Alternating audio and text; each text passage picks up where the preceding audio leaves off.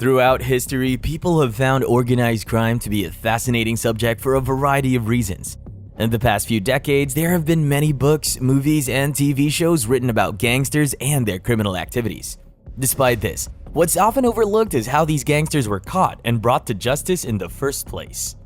That's why in today's video, we're going to be looking at the top 10 gangsters from the underworld and how they were captured and how that worked out for them. So make sure to watch this video until the end because you'll learn a lot about how the government can take down each and every one of these gangsters who think they're invincible. So without wasting any time, let's begin. Number 1. Al Capone. During the early part of the 20th century, Al Capone was one of the most notorious gangsters of the era.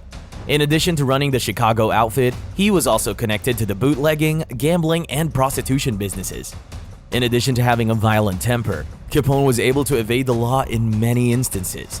The thing that finally brought him to justice for tax evasion was the fact that he was caught and convicted in 1931.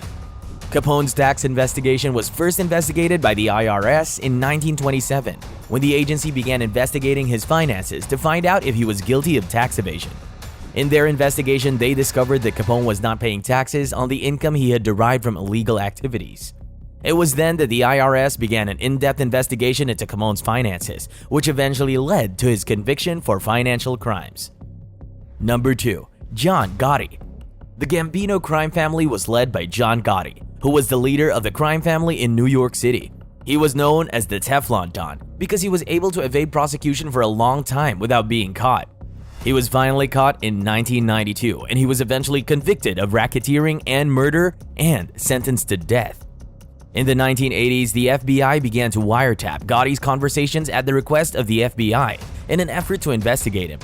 During their investigation, they were able to gather evidence of his involvement in organized crime, including the murder of Paul Castellano, the former head of the Gambino family who was murdered. Ultimately, Gotti was convicted based on the testimony of his underboss, Sammy the Bull Gravano, who testified in his defense. Number 3. Pablo Escobar. It's believed that Pablo Escobar was the leader of the Medellin cartel in Colombia during the 1980s. Known for his wealth and power, Pablo Escobar was considered to be one of the richest and most powerful drug lords of all time, responsible for the manufacturing and distribution of cocaine across the globe. In 1993, however, he was finally caught by Colombian authorities and killed by them before he could disappear forever. It is believed that the Colombian government began cracking down on drug trafficking in the 1980s, which led to the investigation of Escobar. During the course of the investigation, the United States also became involved, providing intelligence and resources to help track down and capture Escobar. Colombian authorities found and killed Escobar in the year 1993 after he had been apprehended. Number 4. Whitley Bulger. The Winter Hill Gang, led by Whitley Bulger, was one of the most notorious gangs in Boston at the time. The crimes that he had committed included extortion, drug trafficking, and murder.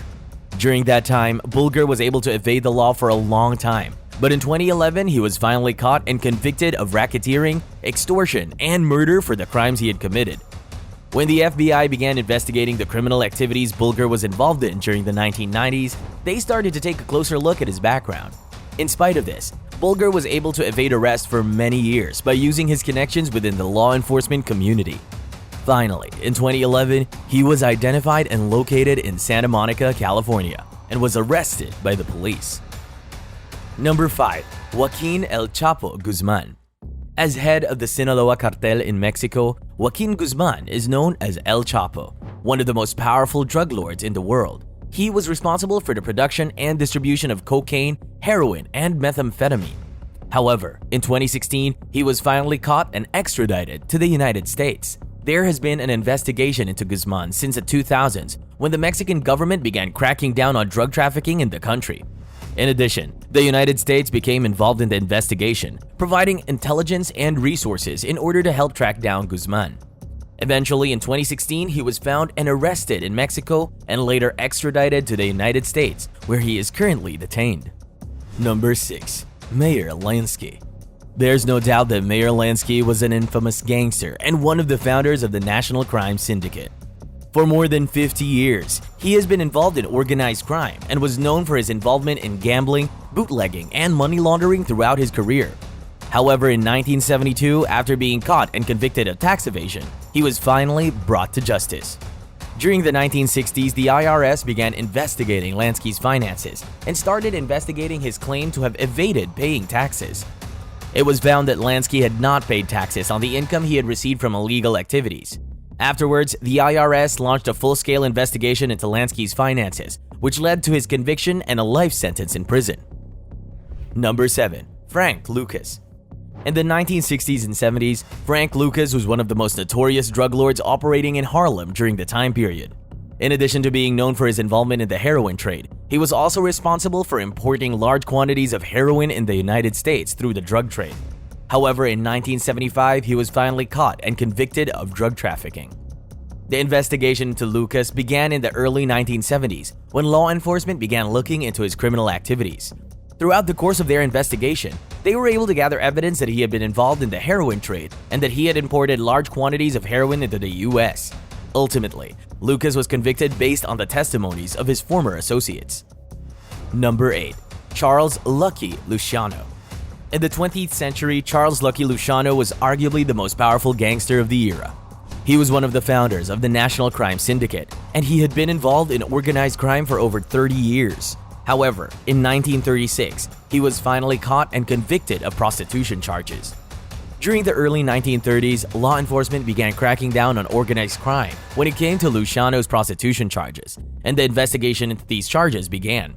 During the investigation, they were able to gather evidence that Luciano has participated in prostitution, including his role in running a prostitution ring in New York City. At the end of the trial, Luciano was convicted and sentenced to a minimum of 30 to 50 years in prison.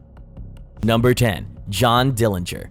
In the United States during the 1930s, John Dillinger was a notorious bank robber who operated in the country. It is said that he was known for his daring bank robberies, along with his ability to evade the law. However, in 1934, he was finally caught and killed by law enforcement. Dillinger became the focus of an investigation into his criminal activities in the early 1930s, when the police began investigating his involvement in robberies at banks.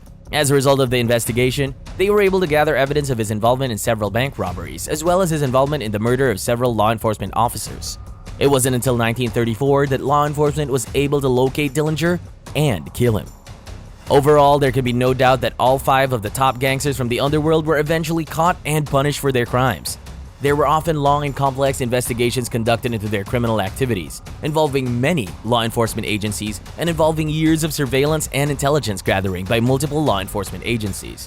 However, the good news is that these gangsters have been caught and are being held accountable for their crimes thanks to the dedication and hard work of law enforcement authorities.